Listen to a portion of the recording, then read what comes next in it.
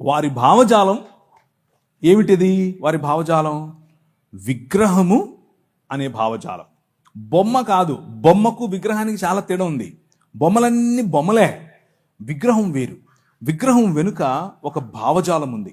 ఆ భావజాలం మన పైన ప్రభావం చూపిస్తుంది. చిన్న లడ్డేగా ఏమవుతుంది అని అనుకుంటాం ఫస్ట్లో. అది మెల్లిమెల్లిగా లడ్డూ కాస్త తెడ్డేస్తుంది మన మీద. జాగ్రత్త పడాలి. ఏముంది, ఉప్మా అనుకొని తింటాను. ఉప్మా అనుకొని తింటాం కాదు. అక్కడ ఆ ఉప్మా ఎవరికైతే సమర్పించారో వాడు ఉప్మా కాదు, చాలా చెప్మా చేస్తాడు. తర్వాత కావాలని కాలు జారద్దు, కావాలని పోయి వాడి దగ్గర పడద్దు. నీకు తెలియకుండా ఇచ్చాడా కథ వేరు. కానీ తెలిసి ఒప్పుకోలు, అవును నేను అగ్రి అవుతున్నాను నీతో అన్నటువంటి భావనలో తీసుకోవద్దు. డైరెక్ట్గా చెప్పండి, లేదు సోదరా, నెక్స్ట్ టైం నుంచి నీకు కేక్ వద్దంటే కేక్ కూడా ఇవ్వనని చెప్పండి.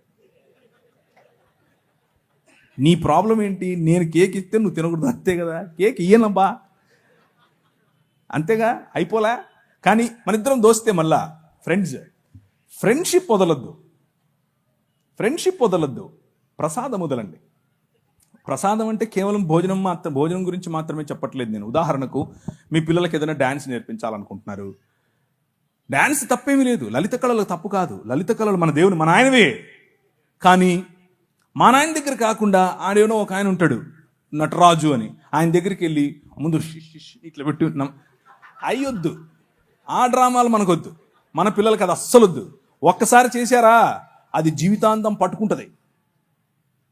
మీ నాట్యం అంతా కూడా అక్కడికే వెళ్తుంది.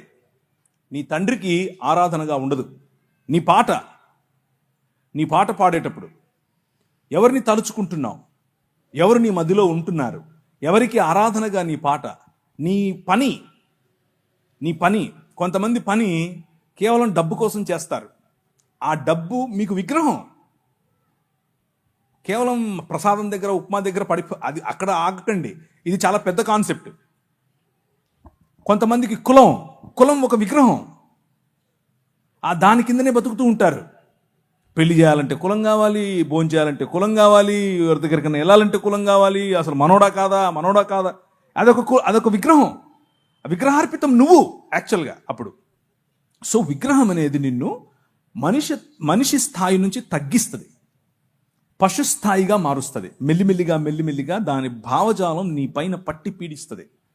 సో నో, వద్దు అని చెప్పండి. నేనైతే అలాగే చెప్తాను. నాకు ఏ సిగ్గు లేదు ఈ విషయంలో. కానీ వద్దని చెప్పి నేను పోగొట్టుకున్న ఫ్రెండ్ లేడు, ఎవ్వరు లేరు. నొప్పించాల్సిన అవసరం లేదు. ఇదొక భ్రమ. ఏంటా భ్రమ అంటే, వద్దు అని చెప్తే అవతలోడు నొచ్చుకుంటాడండి. ఏం నొచ్చుకోడు. ఆడు నొచ్చుకుంటాడో లేదో తెలియదు, కానీ నువ్వు నొచ్చుకుంటున్నావు ముందు. అది నీ సమస్య. ఆనెస్టీ అంటే ఉన్నది ఉన్నట్లుగా నిజాయితీగా ప్రజల ముందు నిన్ను నువ్వు కనబరుచుకోవటం తప్పు కాదు, అది మంచిది. ప్రజలు అప్రిషియేట్ చేస్తారు. ఒకసారి ఏంటబ్బా ఆయన ఇలా చేస్తున్నాడు అని అనుకోవచ్చేమో, కానీ తరువాత నీ సత్ప్రవర్తన ఏమాత్రము వ్యత్యాసం లేకుండా నువ్వు ఆ వ్యక్తిని క్రైస్తవ భావంతో నువ్వు ఎప్పుడైతే దగ్గరికి తీసుకుంటావో అన్నీ అర్థమవుతాయి ఆయనకి. ఓకే, ఇది ఆయన నిష్ట. ఒక ఆయన వచ్చాడు నా పైన, బాస్. అప్పట్లో నేను ఒక కంపెనీలో పనిచేసేవాడిని. ఆయన బ్రాహ్మణోత్తముడు. అమెరికా వెళ్ళాం మేము ఇద్దరం కలిసి. కాదు ప్రవీణ్ గారు మీరు అని మొదలెట్టాడు. ఇక్కడే రామచంద్రాపురం అనుకుంటాను. ప్రవీణ్ గారు మీరు ఏంటండి మీరు అని 1-2 సార్లు నన్ను కొంచెం గెలికాడు. నేను అంటే నేను చాలా చాలా స్నేహంగా ఉంటాను ఆయనతో. కానీ ఆయన దానికి విలువ ఇవ్వాల. దానికి చేయండి, ఏం కాదు చేయండి అన్నట్లు నా వెంట పడ్డాడు. సరే కూర్చో అని చెప్పి ఒకరోజు, అసలు నువ్వు ఎలాగండి బ్రాహ్మణోత్తరువి అని అడిగాను. ఎందుకు అన్నాడు. నువ్వు అసలు సముద్రాలు దాటకూడదు కదా, 7 దాటి వచ్చావు, ఇప్పుడు ఎట్లయితావు నువ్వు అని అడిగా. భావజాలం గురించి మాట్లాడుతున్నా. నేంటండి నేను ఇచ్చింది తినడానికి ఇన్ని క్వశ్చన్లు ఎత్తనావు అన్నాడు. అలా కాదండి, మీరు ఇచ్చింది ఊరికే తీసేసుకోవటం కాదు, అసలు ఏంటి దాని వెనక ఉంది.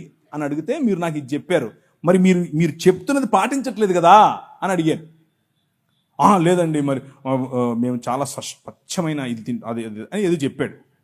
ఏం తింటారో ఏం కలుపుతారో చెప్పారు. సరేనండి, నేను కూడా తింటానులేండి, ఓ పని చేద్దాం, రేపు మా ఇంట్లో బీఫ్ బిర్యానీ ఉడుతున్నాను, వచ్చేయండి అన్నాను. ఏంటండి అలా అంటారు మీరు అన్నాడు. అంటే భోజనం అండి బాబు, మేము తినే భోజనం భలే ఉంటుంది, ముక్క తగిలితే సూపరు అన్నాను.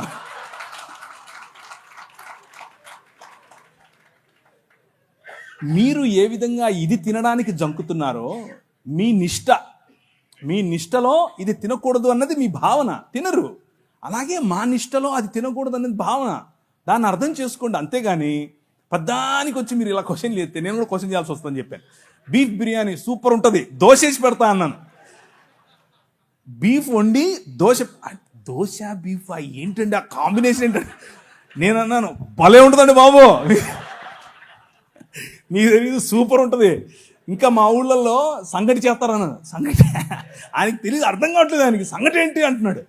అంటే కడపకు రండి ఒకసారి, బీఫ్ వేసుకుని సంగటి వండుకుని దాంట్లో నెయ్యి పోసి తింటే సబ్బా సూపర్. ఆయన తట్టుకోలేక చెవులు మూసుకెళ్ళిపోయాడు.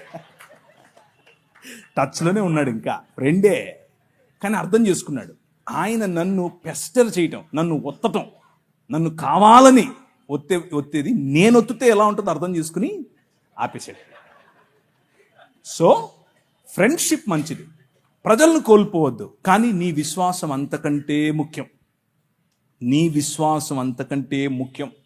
నువ్వు రోడ్డు మీద నిలబడి సువార్త చెప్పటం ఎంత ముఖ్యమో, నీ ఫ్రెండ్ దగ్గర నిలబడుకొని నేను క్రీస్తును మాత్రమే అనుసరిస్తాను అని చెప్పటం అంతే ముఖ్యం.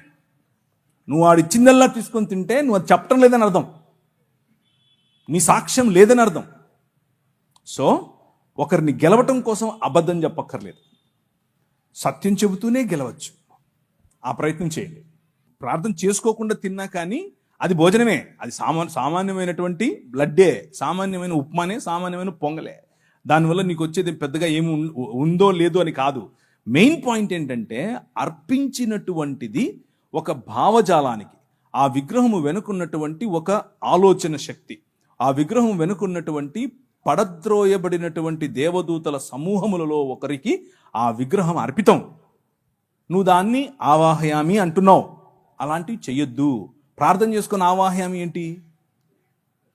ప్రసాదం తినడం అంటే ఆవాహయామి అని చెప్పటమే.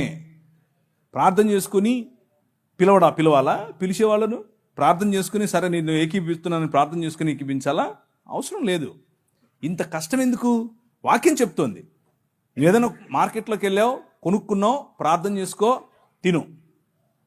కానీ కావాలని విగ్రహార్పితములా వద్దని చెప్పు, వాక్యం చెప్తా ఉంది.